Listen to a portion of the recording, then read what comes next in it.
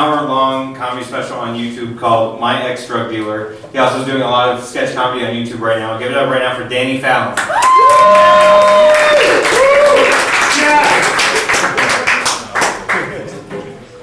All right, good to be here, huh?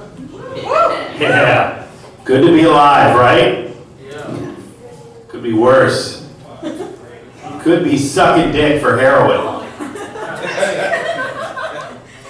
That's a potential life course for anyone here. Yeah. You shouldn't suck dick for heroin.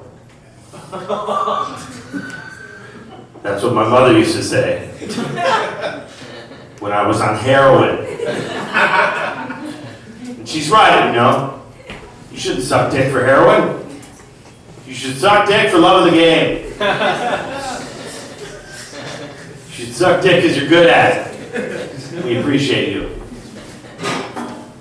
That's just a fancy way of telling you guys I used to be a heroin addict.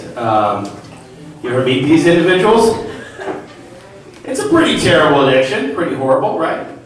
Like, I haven't done heroin in over 9 years, and even all these years later, yeah, good for me.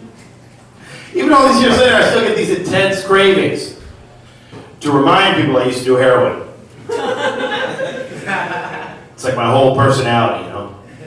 I'll meet someone at a party, like, oh, you're an accountant? I used to be a heroin addict. Sure, we have a lot in common. Oh, you work with numbers? I used to army crawl in my mom's bedroom to steal $20 out of her purse.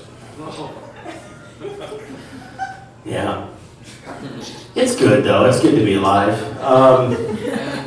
You know, it's good. I just, you guys ever seen the movie Requiem for a Dream? Yeah, great movie, right? Just a little bit about my life. I read an article about it recently. Jared Leto, today I read the article. Jared Leto, great method actor. He developed an eating disorder while preparing for that film, which I don't know. I developed a heroin addiction after seeing that film. So maybe give me the role, you know? No, that is, I think that's really what sums up me as a person, is I think most people see that movie and they're like, that is horrible. I'm going to avoid that. I saw that movie and I'm like, I want to try that. And that's pretty much who I am as a person. Listen, the last guy was talking about MILFs. I feel like that's a good topic to, I feel like that's a little bit more relatable. We all know what MILFs are, right? It's a mother I'd like to fuck. I like MILFs, you know, I do. Because I have unresolved mommy issues. So I like hooking up with MILFs. Because, you know, MILFs, they'll say things to me that my mom never said to me growing up. Like, hey, nice cock, kid.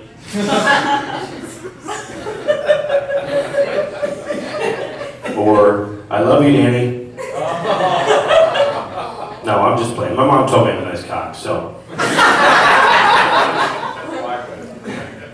Plot twist. Is that what you said? No, we walked right into it. Oh, yeah. You know what else I walked right into? A heroin addiction. Let's get back to that topic. You do a lot of walking on hard drugs. I don't know if they tell you that. They don't really, hard drugs have a lot of consequences, you know, like, I have erectile dysfunction now. I don't know why they call them hard drugs, they make my pee-pee soft. I caught erectile dysfunction early, I caught it in my early 20s, that's a little early. But I think it's because my dick has an old soul. He's just trying to wear sweaters. Read the Grapes of Wrath. Yeah, it's alright, they make pills for it, you know, so if anybody wants to fuck. Just give me 30 minutes prior notice. It's like easy bake oven. I gotta warm it up down there. It's good to be here though. Everyone lives in New York? Yeah. How do we do it? This place is insane, huh? I live in a studio. You live in a studio by yourself? That's how I do it. No, with my kid. With your kid and My wife. your wife. Okay. Very good. And what's up? Oh, thank you so much. So how big is the studio? It's about 500 square feet. 500 square feet? What's that, like a football field? No. It's enough to turn around. Wow. All right. Math. Spaces. You know what else? You know what else gives you a lot of space in your life? Oh man, we're having fun. Thank you guys for clapping for my sobriety. People do that. It's pretty crazy. You know, because I've been clean and sober now for over 9 years, and it's cool that crowds clap. I should do it again. I don't deserve that. I just didn't do what you guys normally didn't do. You know. It's made me realize I have a different value system than most people. You know, most people, they count their success in life by how long they've actually done something productive. And me, I'm constantly measuring my success in life by how long I've abstained from bad behavior, you know? Like I was on the phone with my brother, he's crushing it. He works on Wall Street. He's like, Dan, I just got a promotion at the firm. I'm like, nice. I just got off probation. And I can't stay firm. Yeah. I was talking to my other friend, she was like, Danny, I just got married, and we had a kid, kids turned 3. I'm like, that's great. I haven't stolen anything from Walmart this month, so. I said, I can tell that joke's old, because now I'm in New York. There's no Walmarts here. Except for in Queens, huh? No? Yeah, there's a Walmart in Queens. There's a, right? Yeah, that's what I thought. Queens is kind of like the Florida of New York, huh? No? All right, that's the second time people told me no. For that. I don't know, maybe I'm not. You ever just feel like you're, I feel like I'm smarter about really stupid shit, you know? I know way too much about useless things. I should have learned about the stock market instead of reading Infinite Jest. You know? I just allocated all my intellectual powers in the wrong direction. You ever make that mistake? And then you're 30 and you're a janitor? What went wrong? You guys like to smoke weed? Is this a weed crowd?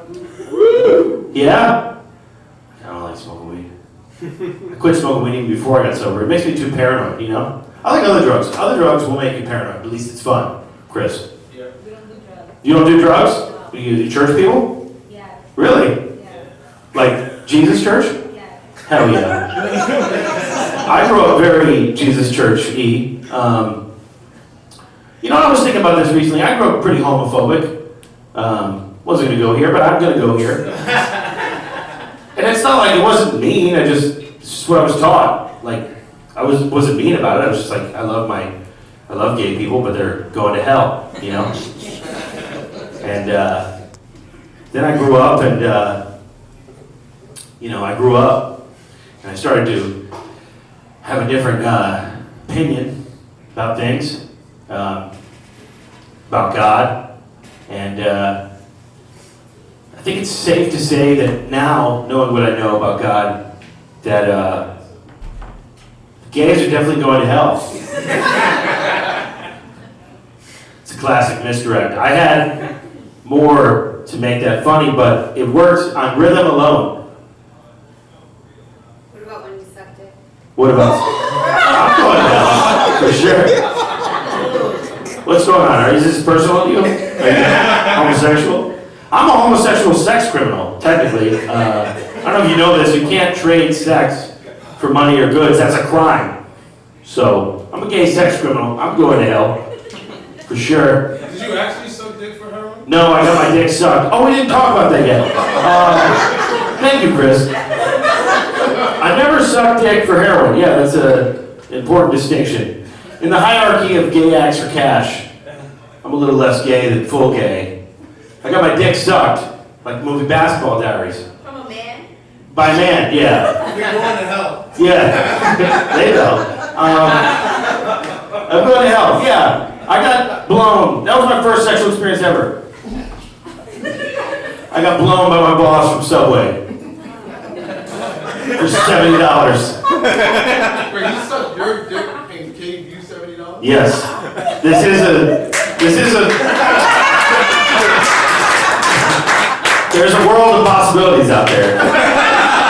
once you leave the church. You just have to risk eternal damnation. But it's a pretty good ride, you know? Yeah, I grew up Christian. I was like, I'm gonna wait for marriage. And then I started smoking pot. Working at Subway. And then I was like, I'm gonna be of the world. And then the world had its way with me. Yeah, you know, like I was like, yeah, now I'm not waiting for marriage. I'm gonna have sex with a hot MILF. And then, nope, my boss from Subway. Did you like it? He was technically good at what he did. He was proficient at the task in hand. I think the depressing part is that people say you should know your worth in life. And you don't want to know that you're worth $70. You know? Is his name Jerry? No. But here's the thing. I think that Subway had a lot of trickle-down gayonomics going on. Because that was all the way at the bottom level that you know what I'm saying? Like, Jared was at the top. But it was definitely some sort of gay pyramid scheme at Subway. I want to take this moment to say that Eastville does not share the opinions of anyone. No. What can I leave you guys with? I think I'm starting to believe in reincarnation, you know? Because I hope I come back and do things differently. But you see certain things, like reincarnation, it helps you make sense of things. I think it's a good kind of belief system. Like, you see a lot of homeless people, and that's sad, you know? Just passed out, Trader Joe's. I saw that earlier. But hey, maybe he was a bad person in a different life, huh? Like the other day I saw a black midget. I hope that's not his only life.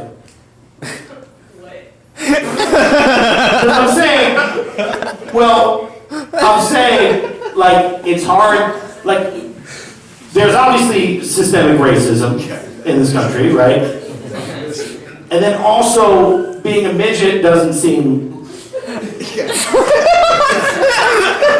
like all pros, you know? So then, combine those two. It's not that hard for what? Be black or be a midget? To be black. Okay, but what about a midget?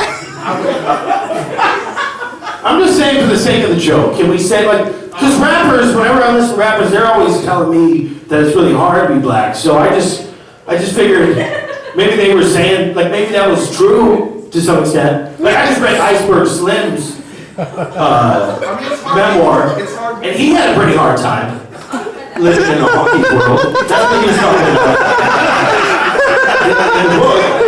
And so I was trying to empathize. I'm saying, like, you know. You chose like the worst black person group. Like, Fallon. I think I chose the best, actually. He's my hero, okay? Iceberg Slim wouldn't stand for this shit, all right? He'd walk out of here with 4 new bottom bitches, all right? I don't know how you guys feel about me, but that makes us the same, because I also don't know how I feel about me. Hey, there's more show, there's more stuff to laugh at. Thanks for having me. My name is